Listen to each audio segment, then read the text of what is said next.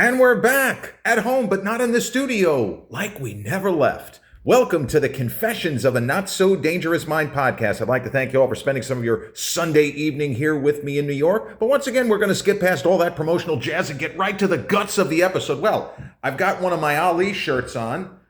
If you even dream of beating me, you better wake up and apologize. And I've got the Ali versus Superman collector's comic cap. And if you're not familiar with that, that is one of the funniest comics, whether DC, whether MCU. It's an absolute scream. It's like 100-page, comes in a, it doesn't exist in regular comic book format these days. You can find it on, like on Amazon. It comes, it's like a book, like an actual book. And Superman teams up with Muhammad Ali to save the earth. It's just as crazy as it sounds, but at a certain point in the plot, they have to actually fight, and pure solid gold. And it is very, very humorous comic. But it's one of those where the alien race is going to wipe the planet Earth away, and they just don't do it because reasons, and it's all kinds of really funny shit. So highly recommended. Superman versus Muhammad Ali from 1976. But the reason why I'm doing this particular boxing episode, because there might be another Ali-themed boxing episode tomorrow, but as a historian when it comes to boxing, I'm not as up on the current fighters as, let's say, I might know guys from the 30s, 40s, 50s, and then going forward. I did a lot of reading as a younger person, as a kid. I took out as many boxing books from libraries as I could find. And in the early days of like VHS, I would always rent boxing-themed videos, greatest fights of Henry Armstrong or Jack Dempsey. There was a TV movie starring Treat Williams as Jack Dempsey in the early 80s, which I watched a few times. And I was always fascinated by the sport. Even had a heavy bag in the basement in Massapequa. I really wasn't much of a...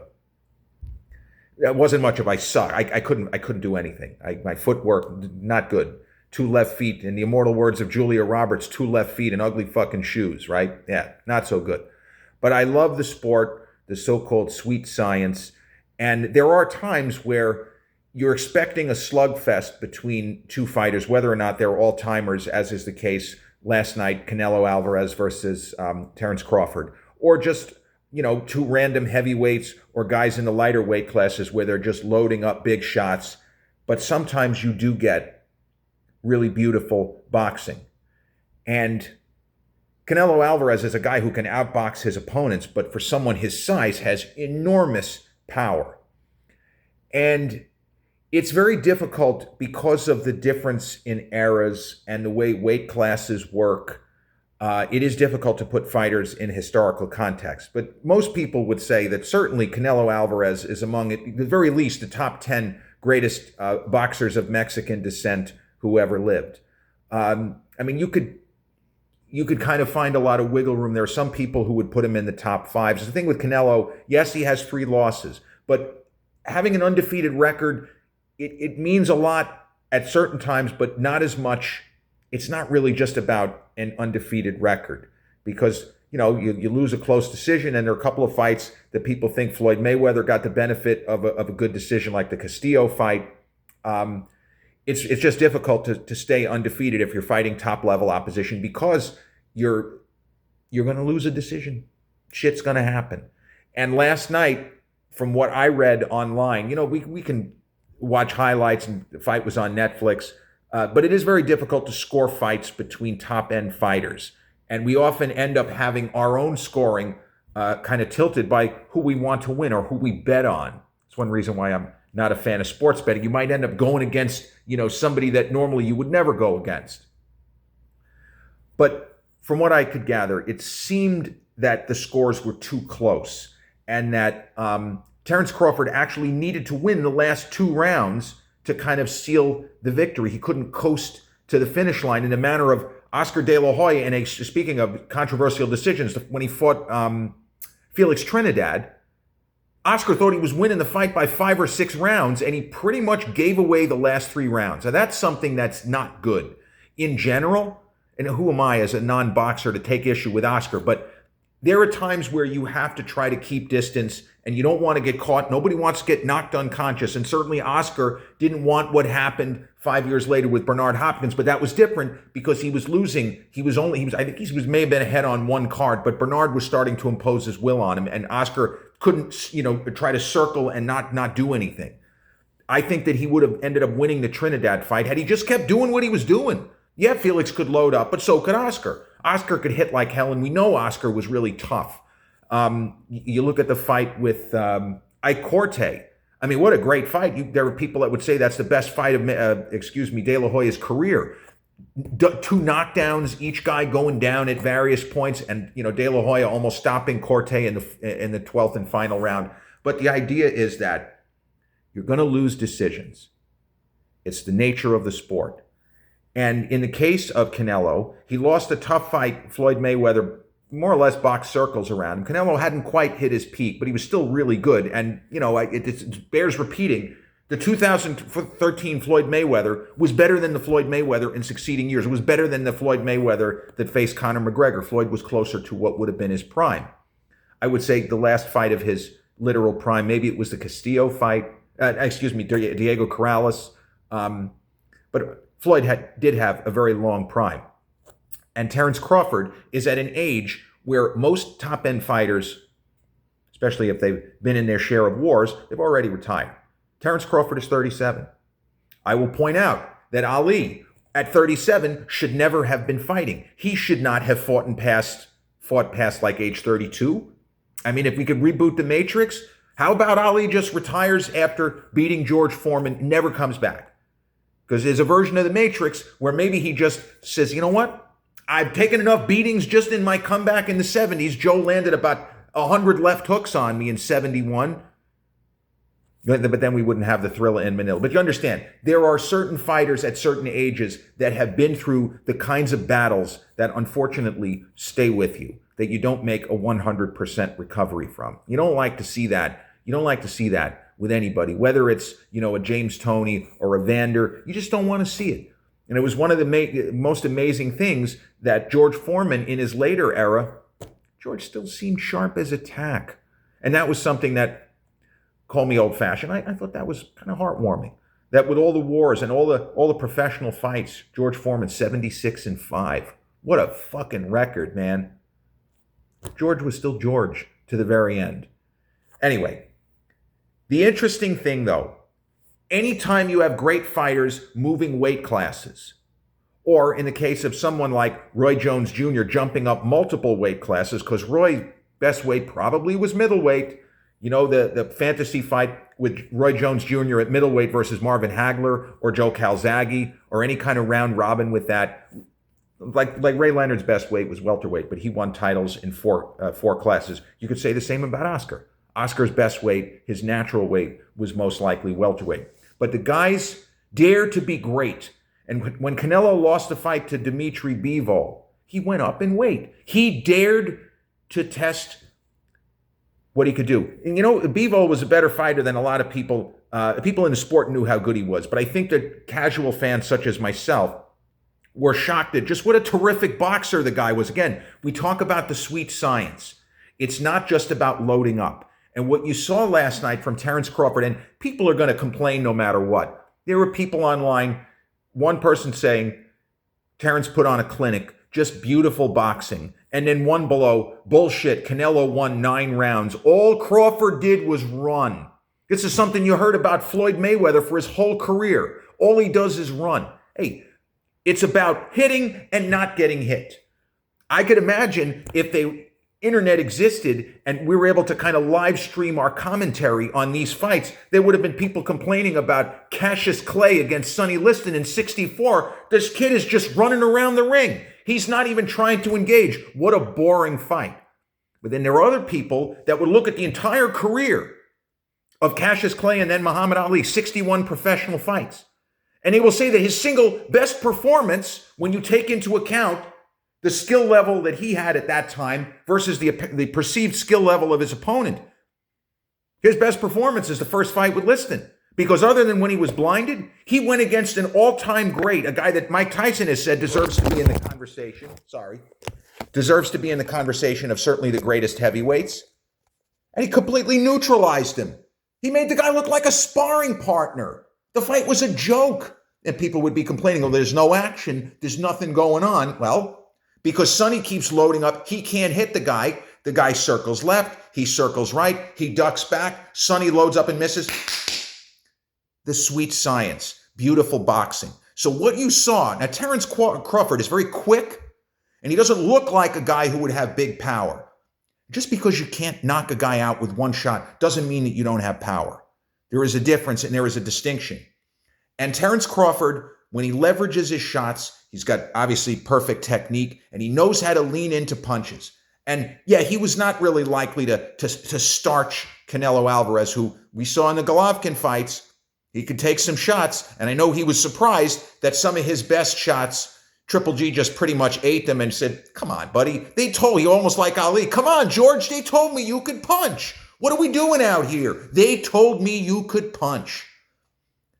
But Crawford's movement is not Mayweather or Ali with the kind of canter of Ali moving from one side of the ring, back, forth, back and around. And he was not just doing that for show. Ali was not afraid to fight in a phone booth, as they say. And what we saw from Crawford last night, he was staying in the pocket. And people can dispute individual rounds. A lot of rounds were too close to call. And I'm not blaming the judges for the fact that it was so close. But Crawford was in the pocket. He was not running away. He was moving, but Crawford's footwork is like a little bit of a Jersey Joe Walcott. If you watch old footage of Jersey Joe against Joe Louis and even Marciano before Rocky almost killed him, the way that Joe Walcott moved around, he was almost like a tap dancer in the ring. Now, Terence Crawford's feet are a little bit heavier, even though he's a lot lighter than Jersey Joe. But his movement, it makes it difficult for even a skilled fighter who is not just loading up huge punches. Like Canelo, it was difficult for Canelo to get through. And Crawford's best side, he's a southpaw. Switch to sub. There's no tricks. Well, there's no tricks. His strong side is to lead with the right. He's a natural southpaw. And we saw him land a lot. But when I mentioned about the difficulty in judging, now, the fact that Crawford had to win the last 2 rounds, he closed the show. And if this had been a majority draw, like somehow if it was 1 round apiece in the last 2 rounds, I think Teddy Atlas would have. I mean, we can joke around. Teddy Atlas he was very animated. He was excited. And he kept saying, this is the sweet science. This is what people like me are talking about. This was beautiful boxing. Both guys were out there. They were showing the best of what this sport can be. He was so excited. But if last night had somehow been judged a majority draw, I believe that Teddy would have, he might have stroked out. Because as excited as he was, you could see there are other times where this is a disgrace. He gets so worked up, his face turns red. But I want to mention about judging, and this is nothing new, where there are fights that, let's say, end before the final bell, and you look at the scorecards and you say, what? So, for example, generally speaking, there are certain fighters that will get the benefit of close rounds. And Ali was one of them, but there was more of a reason because the way that he was able to kind of dictate pace in the ring, he would win rounds just because he looked good doing whatever he was trying to do. That's a little bit different. There are fighters, though, who historically have been given benefit of the doubt. And Canelo, there are people that claim that the only fight against Triple G he won was the 3rd fight, that he lost the first 2. And he got the benefit of a lot of close rounds they just gave to Canelo. Now, I don't know. They all could have been draws. Those fights, those guys were very evenly matched. I understand Triple G was a little past it, but man, that guy could still punch and he could still take a shot, and his cardio was just incredible. But the Tyson Douglas fight, kind of now legendary, iconic fight, more than 35 years ago, Mike's first loss when Douglas beat him. And yeah, there was controversy because of the knockdown of Douglas. Mayron, did he fuck up the count? No, he didn't. And Douglas was up at 9. You can only go by what the referee does. If the referee doesn't pick up the count from the timekeeper, it's not the timekeeper. Otherwise, what's the point of the ref counting, right? If the only thing that matters is the timekeeper, because timekeepers are fucked up, right? Think of the Rocky movies when they stop the round before there's 40 seconds to go. Anyway, so Buster Douglas in that fight, to my eyes, He won 8 of the first 9 rounds. He won 8 of the first round, maybe 7. And you give Mike a 2-point round in the 8th round. But I would say that the 9th round could have easily been scored 10-8 for Buster. The scorecards were like, it was almost even. I think the 3 cards that maybe Buster was up by a point on one, and the other 2 cards were either even. One guy might have even had Mike in the lead. Now, that's not the fight that happened. But if the round was even in the same time zone, the judges gave it to Mike Tyson. So Crawford, and this was something we saw, you may have seen this on TikTok or elsewhere on social media, when Crawford, it was one of his best performances when he fought Sean Porter, a guy who's probably going to be a Hall of Famer himself, is that Crawford, I came back to his corner after the 7th round, and you see that he's looking terrific. He's not even breathing heavy. And I think he asked one of his cornermen, or he said something like, how much are we up by? What do you think? And the guy says something to the effect of, I don't know, champ. It might be close. Maybe you're losing. And Crawford was like, what? Because he's fighting the fight. It's his fight. And in his mind, he's winning. He's putting up resistance, but I've got to be ahead. I'm landing the bigger punches. Crawford went out there and knocked the guy down twice in the next round. It's almost like he had another gear. And the corner man was hoping that his fighter was going to ask, well, how we doing? Am I winning? I don't know. You might be winning, but you might be down a round. You go out there and do your best. Let's see what happens. So Crawford wasn't taking any chances. He was not going to make the mistake of Oscar in 99 and say, well, I'm ahead and we know Canelo can hit. Let me just get on my bicycle and try not to get hit with a big shot. Like, no more phone booth fighting. But Crawford kept engaging. Canelo, it was an action fight. It was not a dull fight. There was a lot of real good back and forth, big shots. And the questions, is Crawford going to be able to absorb, like, the kind of punch that knocked Amir Khan into the next dimension? But that's rare. It's rare that a guy who can hit like that winds up and catches a fighter coming in. And I understand people, say Amir Khan is chinny, whatever that is. I mean, come on, that was a hell of a shot by Canelo. And the Bredis Prescott, the first loss of Amir Khan. Amir Khan's a great boxer, though. What a great boxer. That would have been a good fight for Mayweather. I think Floyd beats him, if they fight in the 2012 era, whatever Khan's prime would have been. But that's the kind of fight you like to see, because Mayweather was just a superlative boxer. He wasn't known as a guy with, tremendous punching power. Other fantasy fights, Pernell Whitaker at his peak against Terence Crawford. If there was a catch weight, I think Crawford probably beats him just because he hits harder. But, Sweet Pete was a fucking magician. And speaking of great Mexican fighters, Julio Cesar Chavez, most people think that his first loss was against Pernell Whitaker. They say Whitaker boxed circles around him. And that was a majority draw. But the thing is, there were a lot of people who know much more about boxing, people plugged into current boxing, that said words to the effect of Crawford could win a decision, but he has to fight a very particular style. Not what he did last night. The smart money, so to speak, was he's going to have to do more of the stick and move. He's going to have to use his footwork more than what he ended up doing in the fight. Because there was a lot of that phone booth where the guys are right on top of one another, not in clinches, but that they're fighting at close quarters, hook to the body, try to come with the uppercut, like a Mike Tyson with that famous hook to the body uppercut combo. And sometimes even the experts are surprised, not by a result, but about how the fight plays out if you break it down into its components. So another Tyson fight, which I'm reminded of, was the first fight with Evander Holyfield in 96. And this was another one of those moments where the fight looks better for Holyfield historically, and it actually looks better for Mike, because everyone thought Holyfield was washed up.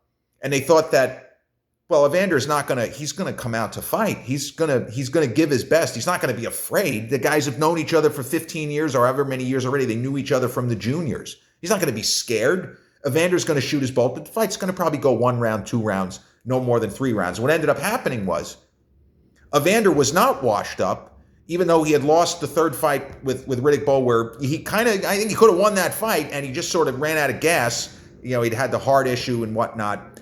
And then he fought Bobby Ches, and Evander did not look good in that fight, and he was perceived to be a safe opponent. As crazy as it sounds, he was thought to be a safe opponent, but it was a fight that the general public wanted to see, because if, in the alternate version of the Matrix there, if Tyson gets by Buster Douglas, Evander, who was undefeated, the cruiserweight champion who was moving up in weight, that was going to be the fight. But what we know now is it wasn't an upset that Evander won that fight, because historically, it's got to be said, Evander Holyfield was better. He was just better than Mike Tyson. I know it's almost sacrilegious, but that was not a fluke. Both guys were past it, but Evander was thought to be completely shot, not just somewhat past his prime.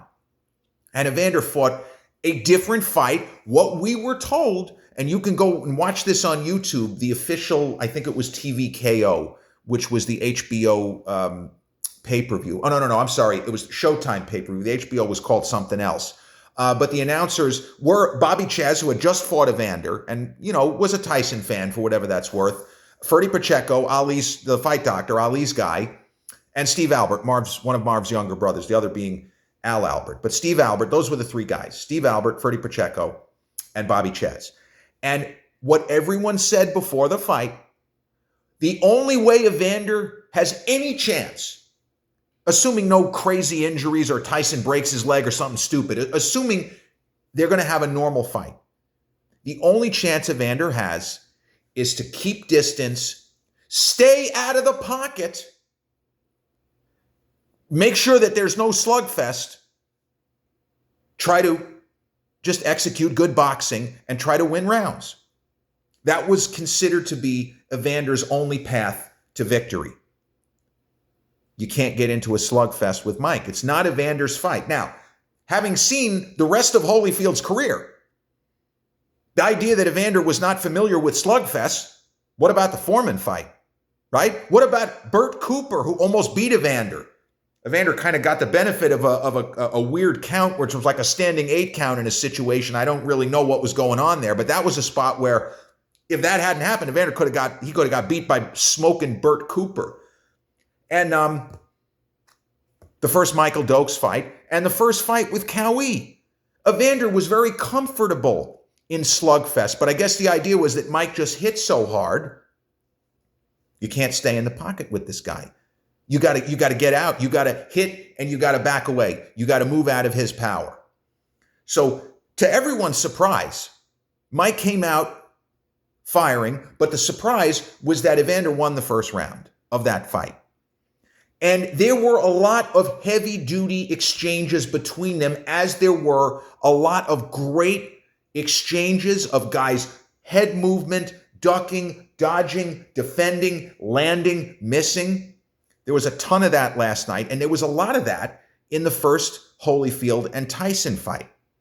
So you watch on YouTube, you'll see almost every round are the kind of exchanges that we were told Evander Holyfield can't do. We were told by almost everybody except Teddy Atlas, Terence Crawford can't get into a slugfest with Canelo. It's not his fight.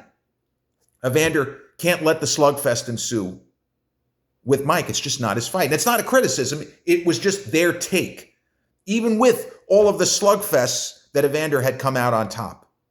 The only one that he really didn't, the first and third fights with Bo. But that was just a bad matchup for a smaller guy, because Riddick Bowe, at his best, he was one of the most talented guys to ever fight in the heavyweight division. Bowe was a unicorn, a freak, because he was a guy who always looked out of shape, but he had an endless motor, as we saw in the Galata fights. Galata was just kicking the crap out of him for huge chunks of those fights. But Bowe, not only didn't he quit, he's throwing leather and throwing bombs in the 6th and 7th rounds like it's the first round. That might have been why Galata started fouling, because he's getting a little discouraged. This guy, I should have beat this guy already. What the fuck is he doing? How is he throwing these shots at me? Hit him in the nuts. Take a point off. Hit him in the nuts again. Fight's over. Right? But Holyfield Tyson won. You get to about the 8th round of that fight, and Bobby Chez, for the whole fight, every time they engage, he keeps saying something to the effect of, this is not Evander's fight. It's not Evander's fight. And finally, in like the 8th round, Chez says it again. It's not Evander's fight, but he's winning. And Ferdy Pacheco almost the eyes and the ears of the audience, he goes, he's been doing this all night. I'm not so sure that this isn't his fight. Now, if they had said before the fight, Evander's been in a lot of slugfests, he's going to shoot his bolt, maybe he's not as washed up as we think. But Evander fought not what he was supposed to, or at least not what the conventional wisdom said. He can't get in Mike's face. He can't be at close quarters. Mike is just going to bust him up. He's going to break him down with body shots if he doesn't just land a home run bomb and knock him out in the first round. This was what was told and what was said, and Evander ended up with a spectacular 11th round victory. And, the late Mitch Halpern, the kind of tragic, terrific referee, stopped the fight at the right time. Terence Crawford was right in front of Canelo for most of the night. He used his footwork to step away from the power, but Canelo landed some good shots. But Terence Crawford is tough. Maybe the extra weight that he put on, and he certainly looked tremendous, kind of like when Evander went up from first light heavy to cruiser to heavyweight. Evander did not look like a puffed up cruiserweight. He looked like a natural heavyweight. I defy anybody who had never seen Evander Holyfield watch him with George Foreman and say, do you think this guy was ever a light heavyweight? Fuck no. He's not as big as George, but that is a large man. Evander Holyfield is not a small guy. He didn't look like somebody who was puffed up. He looked like a natural heavyweight. Maybe he was fighting below his best weight until he became a heavyweight. Whereas Michael Spinks, if you looked at his body at light heavyweight and then at heavyweight, couldn't really tell that much difference. He looked more like a puffed up light heavyweight than Evander Holyfield. But when I witness a fight between fighters who are already legends, such as Canelo Alvarez and Terence Crawford, my thing is I don't want anybody to really get hurt. I know that's lame. I'm watching a brutal sport like boxing, but I don't want to witness somebody sustain life-altering injuries. That's all. Even with the brutality of the sport, which I understand. I'm okay if a ref steps in a second too soon, doesn't let a fight go that extra punch, that extra knockout shot. Like with Hagler and Hearns, where Hearns somehow gets to his feet at the count of 9, even though clearly he's not there. And Richard Steele waves the fight over, thank goodness. Because another couple of shots from Hagler might have permanently impaired, might have been the end of Thomas Hearns' career. So Terence Crawford, we can say that, he's got to be top 10 pound for pound. That's how good this guy is. He's just a tremendous fighter with the ability to deliver heavy shots even above his best weight. The slickness, the movement, and the fact that for a counterpuncher, he's an exciting fighter. And I've mentioned the kind of heavyweight, one of the great heavyweights of the 70s who never won a share of the title, Jimmy Young, who was a similar kind of fighter, but he was not an exciting fighter. And Terence Crawford is, because he's more than just a counterpuncher. But man, when you miss, he makes you pay. His technique is so good and his timing is so good. He puts the shots where he wants them. The accuracy, it's next level stuff. And I'm glad that there was no controversy last night. There was some people, Canelo, but then there were other people saying, I had Crawford winning 10-2. I don't even think Canelo got a clean round. Maybe you give him a few that were close. But it doesn't seem that either guy sustained any terrible damage, even though there was a headbutt and a cut. And, in theory, that headbutt could cause a concussion. I hope both guys are okay and they pass through the protocols and stuff. We probably would have heard something if there was a concussion issue. But yeah, I just wanted to talk about the fight last night. And as always, I can't help it. A little bit of history, whether it's Ali, whether it's, De La Hoya, Ray Leonard, Felix Trinidad, Roy Jones Jr. And what I was mentioning, I'm sorry, about the greatest Mexican fighters ever. There are actually people who put Salvador Sanchez first. The also tragic, because Salvador Sanchez was only 23 when he passed. He died in a motorcycle accident, I think 1982. But I feel like a lot of people will have Julio Cesar Chavez as number one, and I really can't take issue with that. That's another guy who had an unbelievably long prime and near prime in a manner of Floyd Mayweather and Manos de Piedras, Roberto Duran. So those are my thoughts on Terence Crawford's unanimous decision victory over Canelo Alvarez on September 13th, 2025. And this has been episode, I think, 610 of the Confessions of a Not So Dangerous Mind podcast. I'd like to thank you all so much for spending some of your Sunday evening here with me in New York. I just love to talk boxing. I don't get to do it that much in person, so hopefully I have been at least a little bit entertaining at my take on this fight and some of the other things, other famous fights that last night reminded me of. Peace.